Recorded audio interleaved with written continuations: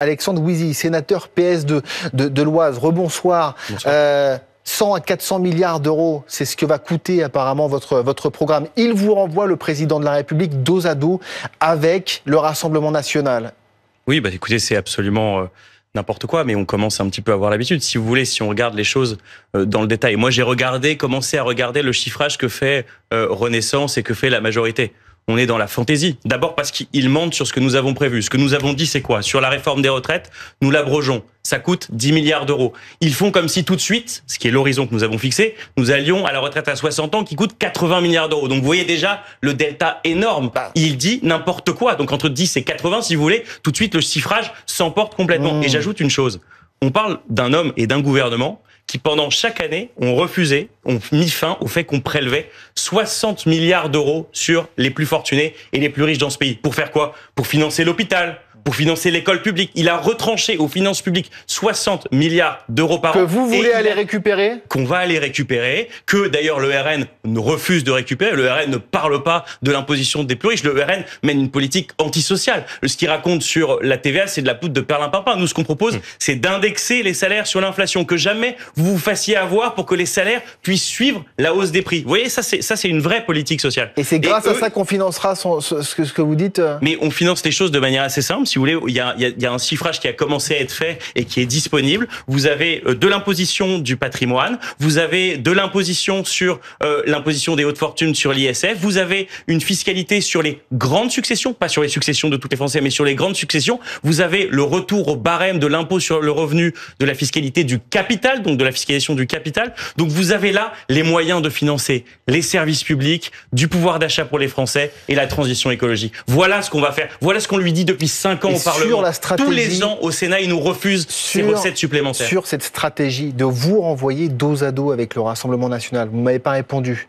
Comment est-ce que vous percevez mais comment je le perçois? Je le perçois comme la même chose que fait ce pouvoir qui est aux abois. C'est-à-dire, nous sommes le cercle de la raison, plus personne ne nous fait confiance dans le pays, la note de la France est dégradée, mais nous sommes le cercle de la raison, et autour, nous sommes entourés de gens qui ne sont responsables de rien. Eh ben, c'est pas vrai. Nous, on a construit un projet de manière claire, on a construit une coalition, il a voulu nous piéger dans un calendrier soi-disant impossible, mais les anticorps de la gauche face au RN sont tellement puissants qu'on a réussi à se mettre d'accord à la fois sur un projet et à la fois sur un pacte pour aller gouverner demain. On est également en direct avec Nadia Hay. Bonsoir, vous êtes ancienne députée Renaissance de la 7e circonscription des Yvelines. Bonsoir Nadia Hay.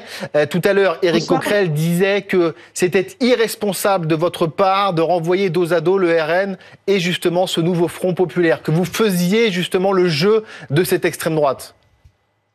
Vous savez, j'entends depuis quelques minutes que ça soit l'extrême droite ou l'extrême gauche, parce que monsieur le sénateur du Parti socialiste s'est allié avec Jean-Luc Mélenchon, donc on peut plus dire que c'est la gauche, mais plutôt l'extrême gauche. On a deux pôles qui se radicalisent, tant sur leurs propositions que dans leurs discours. La gauche, aujourd'hui, nous propose un programme à hauteur de 350 milliards d'euros qui n'est pas financé, ou alors qui trouverait son financement par l'impôt et encore l'impôt, et l'impôt de qui? Des plus riches. J'ai travaillé dans la banque, je sais pertinemment que quand il y a une réforme de la fiscalité du patrimoine ou du capital, les gens s'en vont. Et donc, c'est exactement ce que nous propose aujourd'hui la gauche. C'est de laisser partir ces vaches à lait qui aujourd'hui sont ciblées par leur politique. Et à côté de ça, un Rassemblement national qui nous propose 100 milliards de dettes, aussi 100 milliards de dépenses non financées. Donc, quand le président dit de la République que c'est n'importe quoi, je crois que là, nous avons le grand festival du n'importe quoi à travers des programmes qui n'ont aucune cohérence, aucun financement, aucun sérieux. Et ça, vous voyez, les Français le savent et ils le voient. Alors, très rapidement, en 20 secondes. Oui, en 20 secondes. Vous savez, toute l'histoire de la gauche, c'est des gens de droite qui lui expliquent qu'on peut pas financer les services publics parce qu'on prélève de l'impôt sur les gens qui ont les moyens. C'est toute notre histoire. Donc, il y aurait jamais eu la sécurité sociale, il y aurait jamais eu les congés payés, il y aurait jamais rien eu si on avait écouté madame. Et j'ajoute un dernier point. Moi, je suis un républicain. Et donc, dans un deuxième tour, je sais faire la différence entre un macroniste et quelqu'un du Rassemblement national, contrairement à ce que sont en train de faire les macronistes aujourd'hui. Il faut qu'on parle également de cette... Nadia, on va passer passer à un autre sujet. Ne mettez pas la charrue avant les bœufs. Il faut qu'on parle absolument de ce qui s'est passé également chez les Républicains ce soir, puisque eh bien, la justice a annulé cette interdiction, en tout cas cette exclusion d'Éric Ciotti du parti Les Républicains. On écoute Éric Ciotti, justement, il était au micro de BFM Nice-Côte d'Azur. C'est une évidence pour moi, je n'avais pas de doute tellement ce qui a été fait était quelque part assez grossier. La justice a parlé, elle a dit le droit. On ne peut pas faire n'importe quoi, on ne peut pas faire du bricolage.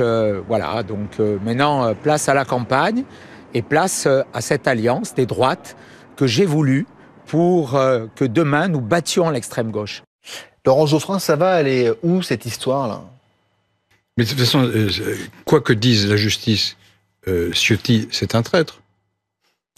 Tout le monde le sait, tout le monde le dit, tout le monde le voit, et c'est exactement ce qu'on dit. Ils ont même dit des choses bien pires que ça, parce qu'ils ont dit en 1940, il n'aurait pas traversé la Manche. Donc ça revient au traité de Péténis, quoi. Oui, c'est pas très classe. Ils ont dit ça, hein. Oui. Donc traître, c'est déjà gentil.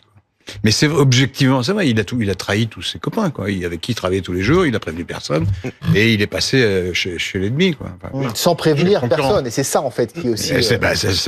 Ça les a mis en colère, ça peut se comprendre. Mais sur après, il dit les militants sont avec moi, mais on n'en sait rien, lui, ils n'ont pas voté, donc de toute façon, oui, on sait pas.